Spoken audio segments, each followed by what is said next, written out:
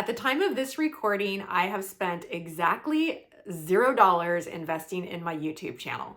I don't know if that's necessarily a good thing because my account isn't very big, but it does prove that it's possible. In this week's video, I'm going to share my YouTube journey as far as creating videos and seeking to improve myself, and yet I still haven't spent a dime. Welcome to my channel. If you are new, I'm Sierra. I'm turning 50 this year and super excited about what the next step of my life entails, and I'm doing try-ons and travel vlogs and monthly challenges, and I'm so happy you decided to stop by and watch this video, so let's get into it. So first of all, let's talk equipment. I have made no purchases exclusively for this YouTube channel. I have three main pieces of equipment. My iPhone, which I already had and I'm filming on. It's an iPhone 14 Pro. I have a ring light, which I had actually purchased previously for TikTok, and I think my original ring light broke and I'm on my second one. I think it's a $35 ring light. I'll link it below, but I am using it right now and it's a perfect way to hold my phone. It works as a tripod and then it also casts some light on me. Here's what I look like without the ring light. What do you think? I think it adds a little something, don't you? I think it gives it a little something extra, don't you think? And then my last piece of equipment, it's in my lap. It's my laptop. Yep, it's a MacBook Pro. On it, I have Imovie, and that is an editing software that came with it, and that's what I use. So from my very first video, I used all three of those and continue to use all three. I know there are a lot of people that have fancier cameras and lighting, and maybe I'll get there at some point, but for right now, this is working for me. So something that I've really enjoyed throughout my YouTube journey is learning about editing and making videos and trying new things. I got on TikTok in 2020 during the pandemic and just loved every time they would release a new filter or a new editing component. Can I help you? I'm with Don't Bug Me Pest Control and we're spraying your neighbor's house. Oh no way, which neighbor? The Collinses. And I'm not really on TikTok anymore, but that love of technology and editing transferred over with me into YouTube. As soon as I learn about something, I do try and put it into application. My very first video, I had no idea what I was doing, so I just filmed a whole bunch of clips, edited them down, and went to upload them into YouTube. Then it asked me for a thumbnail.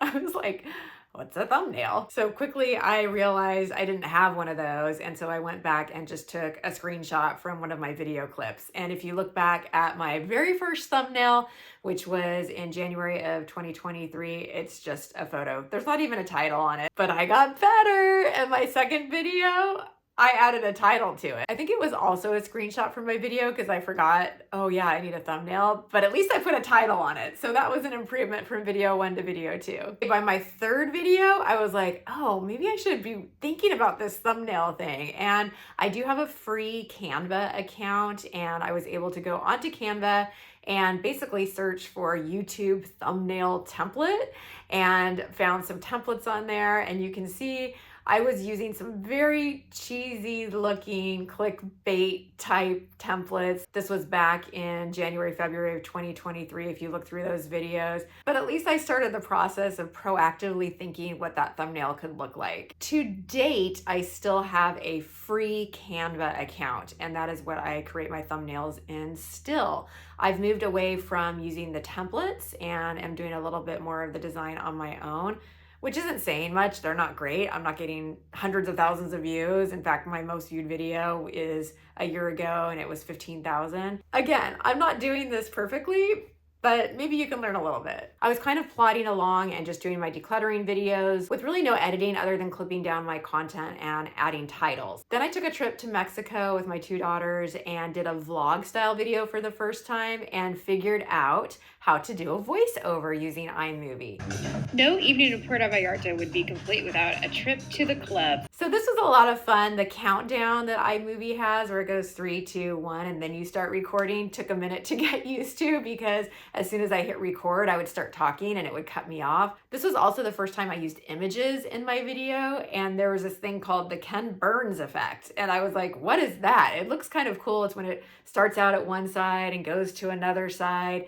And you can put blocks around where you want it to start, and if you want it to get larger, or maybe you want it to go from a corner to a corner, something like that. But I had no idea what that was, so I just was playing around and Googling. I'm completely self-taught. Again, I'm not perfect or amazing, but there was no instruction manual. I was about 16 videos in and maybe 6 or more months into 2023 when I think I added my first transition. So instead of just going from clip to clip in iMovie, you can have a transition where your slides are connected with a transition element. I like to use transitions to indicate different days if I'm doing a story, or chapters if I'm enumerating something. So I have started using transitions on a much more regular basis, and I think they're really fun. It was also around this time that I started digging into what a V card was and an end screen. When you go to upload in YouTube, it will ask you if you want to add any end screens or V cards. So if you ever want to reference another video of yours, I remember the first time I tried this, I think I pointed the wrong direction. And so I was pointing over here and the video was over here, and it was like, okay. And then there have been a couple of times where I could have sworn I added the video card, and then in the watch back, I didn't see it. I did figure out that it doesn't always show up on mobile. And so sometimes I only see it when it's on the desktop. So I think that might be part of it, but I feel like I do it right every time. And then sometimes it's not there. So who knows? And then of course there's the concept of the end screen, which is a way for you to have viewers watch another one of your videos or subscribe to your account. So I'll add one here at the end of my video. I wonder if I can add one right now or if it has to be at the end. Let me try. Did I do it? I mean, typically you don't want to put an end screen in the middle of your video because then people don't finish watching this one's. But okay, so I kind of got a little distracted at the end of 2023 and took a big break for the holidays, and then recommitted to posting weekly on YouTube in 2024, which is where we are now. So it was earlier this year in 2024, around video 22 or so of mine, that I decided to add B-roll for the first time. Like, what is B-roll? I didn't even know what B-roll was. Right now I'm talking to you, and B-roll might be something where it's showing me like working on my laptop or walking the dogs, or it's showing you something that I'm speaking about instead of me just talking to you. Not only is it a visual break and keeps interest, but it's also a way to demonstrate what I'm talking about. And so it was my video on meditation and what the meditation journey has done for me, where I cut away from talking about meditation to scenes of me actually meditating, which maybe wasn't the most interesting B-roll in retrospect because I'm just sitting there like, you know, meditating. The other thing I heard about as far as B-roll that has been really fun to use is Pexels, P-E-X-E-L, and I'll link it down below. Pexels has free B-roll you can use, and so I did start adding that in this year as well. And so if you see any B-roll that's not me, it's likely from a Pexel artist. Pexel is somewhat limited in the library of offerings. I've also found it's kind of like ChatGPT in that you have to know what to search for. And often, depending on how good your search is, it will determine whether you're able to find an image that matches what you're looking for. Okay, then I was watching a video and it came up in my feed about TubeBuddy. I had learned all the benefits of it and this keyword explorer, and you can make sure that you add keywords that are trending, and it was going to help do all these things. So I downloaded the free version. I haven't paid for anything. I don't know that it's been super helpful for me. Again, I consider myself very much an amateur, very much a hobbyist. I would love for this to be full-time, but I'm nowhere near that at this point. Maybe I just need to learn more about the benefits of it. I've tried a couple times to use the Keyword Explorer, but it keeps telling me I need to upgrade, and so the free version hasn't been super helpful for me. I also started using the sound effects library that comes through iMovie, which has been a ton of fun. So for example, a sound effect of a door opening.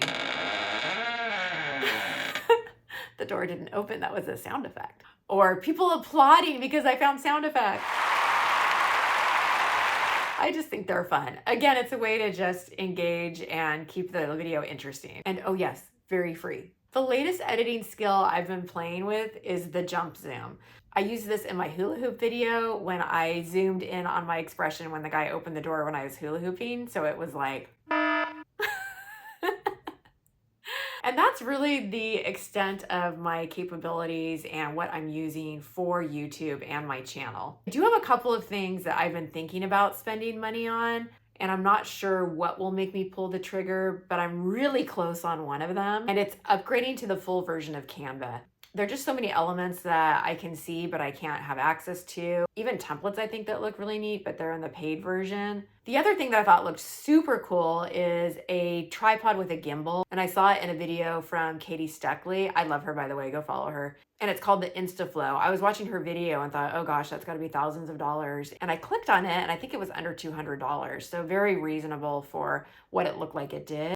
I just thought it looked like a really cool, portable, fun way to get some action shots in. Another thing I've been thinking about outsourcing is editing. Editing takes me forever. My New Orleans video, which was pretty extensive and long, it was a 20-minute video with tons of clips from my travel. I'm actually really proud of that video, and it hasn't gotten a lot of views, but that's okay. I was really happy to make it. But I probably spent about 20 hours editing that video. I do love editing, but I do feel like that's something that could potentially be outsourced so that I can focus on making content. At some point, I'd like to bump up to 2 videos a week, but if I'm spending 20 hours editing, there's no way I have that availability. I have a full-time job. So that's it. That's how I've been able to create my YouTube videos using no money, no other equipment other than what I already had.